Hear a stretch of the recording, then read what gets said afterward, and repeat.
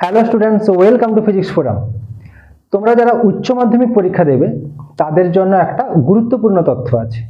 তোমাদের যে রুটিন ছিল সেই রুটিন কিন্তু একটু চেঞ্জ হয়েছে। তোমাদের রুটিনের কোন জিনিসটা চেঞ্জ হয়েছে?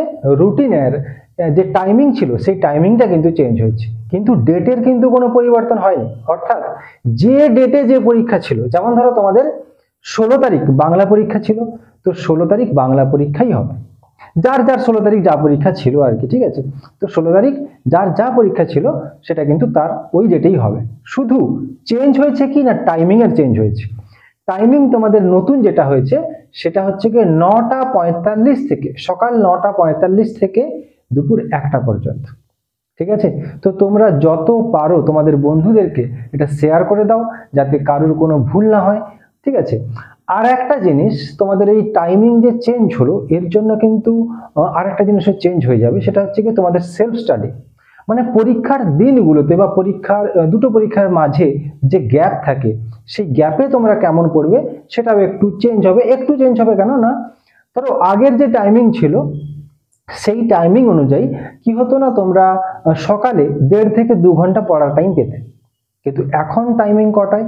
এখন টাইম হচ্ছে কি 9:45। তার মানে তোমাকে পরীক্ষার হলে মিনিমাম 45 মিনিট আগে, অর্থাৎ 9টার দিকে তোমাকে ঢুকে যেতে হবে। অর্থাৎ তুমি সকালে খুব বেশি হলে 1 আওয়ার পড়তে পারবে। ঠিক আছে? কিন্তু একটা জিনিস হচ্ছে গিয়ে, যেমন তুমি সকালে কম টাইম পাচ্ছ, সেই রকম পরের ডেটে যে পরীক্ষা হবে বা পরে তোমার যা পরীক্ষা আছে তার জন্য ওই বিকালবেলা একটু তুমি টাইম পাচ্ছ। ব্যাপারটা কি,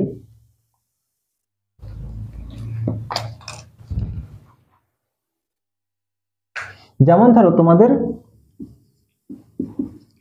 16 ফেব্রুয়ারি কারোর ধরো পরীক্ষা আছে,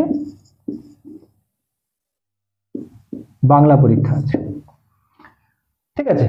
তো 16 ফেব্রুয়ারি তোমাদের পরীক্ষা শুরু হচ্ছে 9:45 AM, শেষ হবে 1টা PM।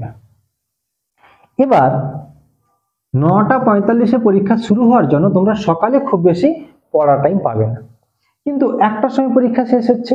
তো এর পরে যার পরীক্ষা আছে, ধরো কারুর হতে পারে 17 তারিখ পরীক্ষা থাকতে পারে, কারুর বা হচ্ছে গিয়ে 18, 19, 20, যে কোনো ডেটে পরীক্ষা থাকতে পারে। তো একটা জিনিস কি, এই যে তুমি 16 তারিখ পরীক্ষা দিয়ে এলে 1টার সময়, তার মানে বিকেলে তুমি একটু রেস্ট নিয়ে হচ্ছে গিয়ে 3টে থেকে হচ্ছে গিয়ে পড়া শুরু করতে পারো পরের পরীক্ষার জন্য।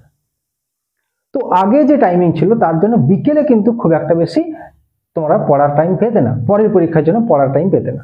কিন্তু এখন যে টাইমিং হয়েছে তুমি বিকেলে একটু টাইম পাবে পরের পরীক্ষার যে সাবজেক্ট আছে সেটা পড়ার জন্য।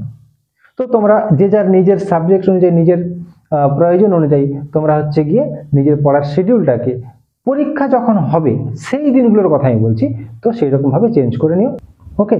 তো তোমাদের বন্ধুদেরকে এটা শেয়ার করে দিও। আর পরীক্ষা একদম কাছে, তো তোমরা মন দিয়ে পড়ো, সময় নষ্ট একদম করবে না, পড়তে থাকো।